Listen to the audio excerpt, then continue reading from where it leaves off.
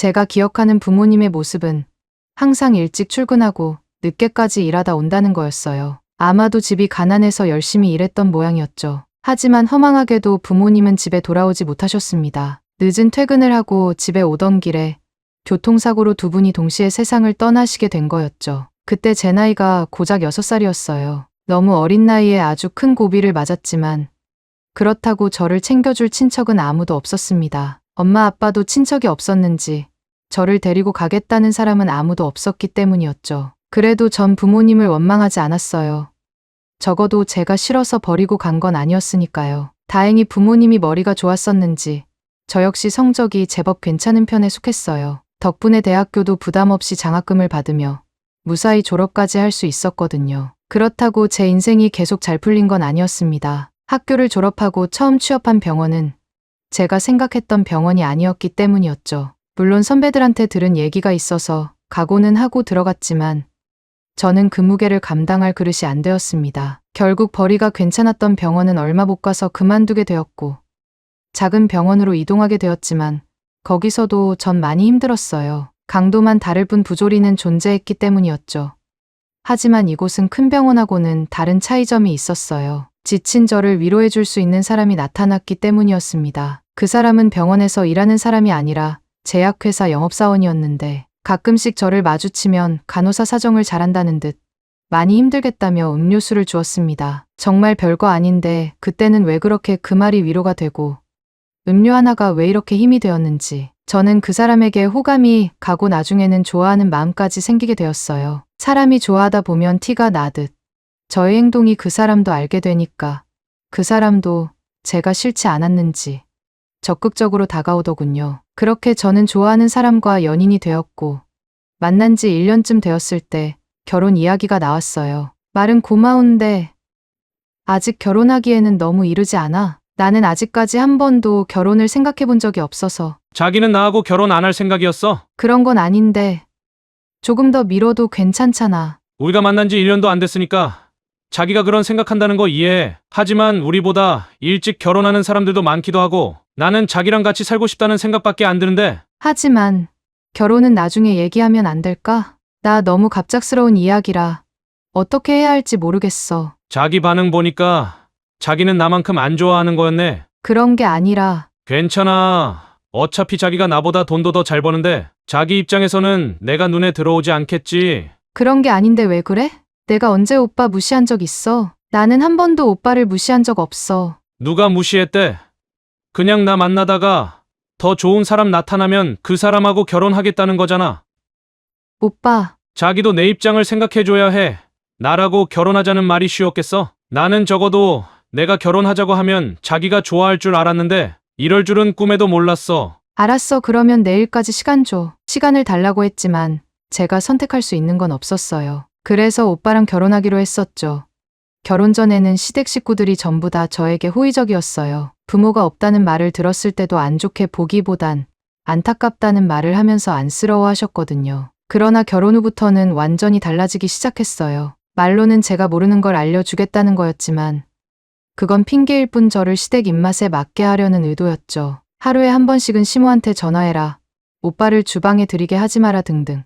모든 게 저를 위한 게 아니라 오빠를 위한 것들이었지만 저는 아무 말 없이 해줬던 게 나중에 큰 화로 돌아올 줄은 꿈에도 몰랐습니다. 자꾸 제가 하라는 대로 해주니까 어느 순간부터는 마치 당연하다는 듯 하라는 말투로 바뀐 거였죠. 하지만 불합리하다는 생각이 들었을 땐 늦어도 한참 늦은 뒤였습니다. 화를 낸 것도 아니고 조금은 억울하다는 이야기만 했을 뿐인데 시댁 식구들은 잘못을 인정하기는커녕 제 잘못이 크다고만 했어요. 당연히 억울했죠.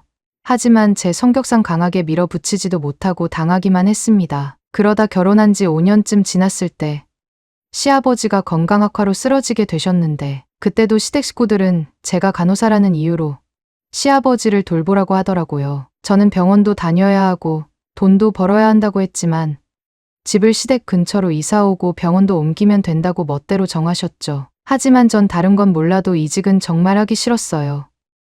그나마 이곳 병원도 오래 다니다 보니까 겨우 적응을 한 건데 이제 와서 다른 병원에 가서 새로 적응하라는 건 아무리 생각해도 싫었거든요. 이건 오빠도 잘 알고 있으리라 생각해서 오빠가 잘 이야기해 줄 거라고 생각했지만 아니었어요. 오빠가 어떻게 이야기를 했는지 몰라도 시모는 제 의견을 무시하는 건 물론이고 듣도 못한 악담을 하기 시작한 거였죠. 너는 부모 없이 자라서 가족의 소중함은 모르는 거니? 어떻게 시아버지가 쓰러졌다고 해도 그딴 식으로 모른 척 할 수가 있어? 모른 척 한다는 게 아니라 이직이 어렵다고 얘기를 한 거예요. 그까짓 것 조금만 참으면 되는 거지. 어떻게 그걸 핑계라고 얘기를 해? 이래서 부모 없는 애들은 어쩔 수 없이 부모 없는 티가 나는 거야. 다른 애들이었어 봐라. 부모가 쓰러졌다고 하면 직장이고 나발이고 뛰어왔지.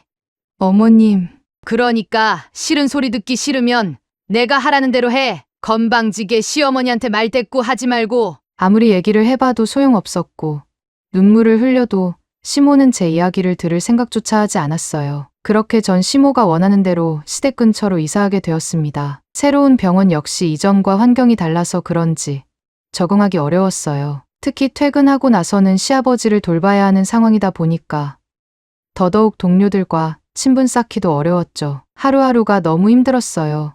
병원 일을 끝내면 시댁 가서 시아버지도 돌봐야 했었고 주말에는 풀로 시아버지를 봐야 했으니까요. 이때는 도망치고 싶다는 생각보단 벗어날 수 없는 새장 안에 갇힌 기분이었습니다. 시댁 식구들이 계속 여기 아니면 제가 갈 곳은 하나도 없을 테니 평생 혼자 살고 싶으면 나가라고 했기 때문이었죠. 지금 생각해보면 참 미련했던 것 같은데 그때는 이상하게도 두려움이 더 컸어요. 그렇게 1년 그리고 2년이 지났을 무렵 병원에서 한 할머니가 넘어지셔서 골절상으로 입원하신 분이 있었는데 일반 병실에 입원했음에도 원장님이 특별히 챙기는 분이니까 더 신경을 써달라는 얘기를 듣게 되었어요. 보기에는 평범한 할머니라서 그때는 그냥 단순히 원장 선생님 이웃 정도로만 생각했었죠. 그런데 그 할머니는 유독 저를 이상하다는 눈빛으로 쳐다봤습니다. 지금까지 수많은 환자를 봤음에도 그런 눈빛은 처음 받아봤어요. 하지만 눈빛만 그럴 뿐 저한테 아무런 말을 하지 않으셨는데 막상 할머니의 퇴원날이 되자 대뜸 저를 부르시더니 생각지도 못한 엄마 이름을 얘기하시더라고요. 할머니가 어떻게 저희 엄마 이름을 아세요? 아이고, 어쩜 치하고 똑같은 애를 낳고 갔니? 네, 내가 네 외할머니다. 생각지도 못할 할머니 말에 저는 얼음이 돼버렸어요. 저는 지금까지 부모님도 저처럼 고아라서 친척이 없는 줄 알았거든요. 하지만 할머니의 얘기를 듣는 순간 모든 게 이해가 됐어요. 알고 보니 엄마는 아빠를 좋아해서 결혼을 하고 싶었지만 할머니는 아빠가 가난하다는 이유로 마음에 안 들어서 결혼을 반대했던 거였죠. 그러자 엄마는 아빠하고 살겠다며 집을 나가버렸고 할머니도 그런 엄마를 찾지 않았습니다. 물론 엄마가 돌아가셨을 때도 찾지 않으셨고요. 그만큼 엄마에 대한 배반감이 컸던 모양이었지만 시간이 지나니까 할머니도 엄마가 그리웠나 봐요. 뒤늦게 엄마를 찾아가 보고 싶어도 이미 쟤는 다 뿌려진 상태라 찾을 수도 없던 거였죠. 그렇게 다 잊고 살다가 우연히 병원에서 저를 봤을 때 엄마가 살아 돌아온 줄 알았다네요. 그만큼 제가 엄마하고 많이 닮았던 거였죠. 하지만 놀라움은 이게 끝이 아니었어요. 제가 손녀라는 것을 알게 되자 원장님도 깜짝 놀라셨는데 글쎄 이 병원 건물주가 할머니고 여기 말고도 다른 건물들이 많은 부자 중에 부자였던 거였습니다. 이 소식은 곧 시댁 식구들한테도 알려졌어요. 그러자 시댁 식구들은 마치 로또라도 당첨된 것 마냥 좋아했고 오빠는 할머니한테 얘기해서 가게라도 하나 차려달라고 이야기를 하더라고요. 섭섭했어요. 가족이라면 최소한 내 가족이 있었다는 사실에 기뻐해 줄 줄 알았는데 시댁 식구들은 내 가족을 찾았다기보단 마치 없던 돈을 찾은 것처럼 좋아했으니까요. 다음날 할머니를 다시 만나기로 약속해서 나갔더니 할머니는 저보고 같이 살자고 했습니다. 내가 고집만 안 부렸어도 너가 이렇게 잘하지 않았을 거야. 앞으로는 나도 돈 쓰면서 살 생각이니까 너도 이제 고생 그만하고 나하고 같이 살자. 아, 죄송한데요, 할머니. 저도 이미 결혼한 몸이라서요. 그러면 네 남편하고 같이 들어오면 되는 거지. 걱정하지 마. 우리 집은 크고 넓으니까. 하지만 시댁 식구들이 안 좋아할 수도 있어요. 정 그렇다면 네 남편한테 이야기나 해봐. 다른 가족들 이야기는 들을 필요도 없어. 네, 알겠습니다. 전 이 이야기를 시댁 식구들한테 이야기하면 반대할 줄 알았는데 아니더라고요. 기회라고 생각했는지 오빠도 그렇고 시모도 무조건 집에 들어가겠다고 하라고 한 거였죠. 그렇게 할머니 집에서 오빠하고 저하고 같이 살게 되었는데 문제가 생겼죠. 오빠는 지금까지 하던 대로 사니까 그걸 본 할머니가 가만히 못 있었던 겁니다. 그러다 보니 오빠는 또 시모한테 고자질을 했고 시모는 저한테 연락해서 한 소리를 하게 되었는데 어떻게 알았는지 할머니가 이를 알고선 바로 오빠를 털어보이더라고요. 그 모습을 보니까 오빠가 가엾다는 생각보단 통쾌하다는 생각이 들었어요. 지금까지 제 위에 있는 오빠라고만 생각했었는데 털리는 걸 보니까 오빠도 별거 아니었다는 생각이 든 거였죠. 그래서였을까요?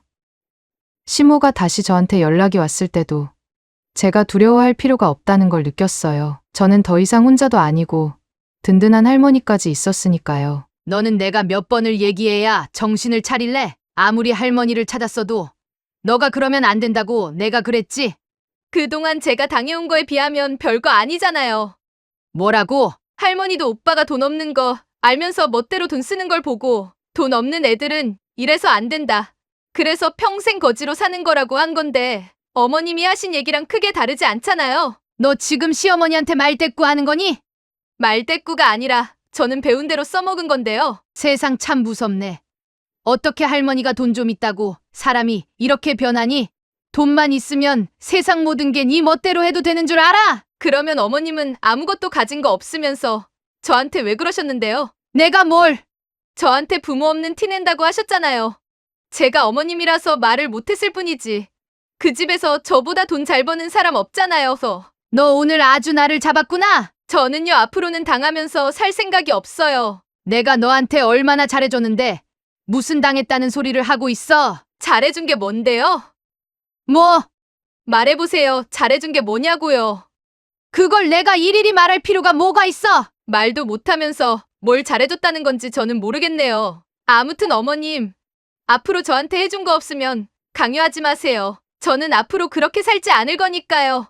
너 두고 봐. 내가 꼭 후회하게 해줄 거야. 후회하게 해주겠다고 큰 소리 쳤던 시모였지만 상황은 전혀 반대로 돌아갔어요. 물주를 잡았다고 신났던 시댁 식구들이 얼마 안 지나서 물주가 아니라 괴물을 잡았다는 사실을 알게 된 거였죠. 할머니는 돈 때문에 엄마랑도 인연을 끊었던 사람이었는데 제가 아닌 시댁 식구들한테 돈을 줄 리가 없었던 거였습니다. 당연히 제가 해달라고 해도 안 해줬겠지만 아무튼 할머니 덕분에 시댁에서는 더 이상 저한테 찍소리를 내지 못했고 오빠도 이제는 할머니 집에서 잡혀 살고 있어서인지 더 이상 저를 피곤하게 만드는 사람은 없네요. 이제는 더 이상 참지 않고 살아도 된다는 것만으로도 숨통이 트이고 살맛이 나는 것 같습니다.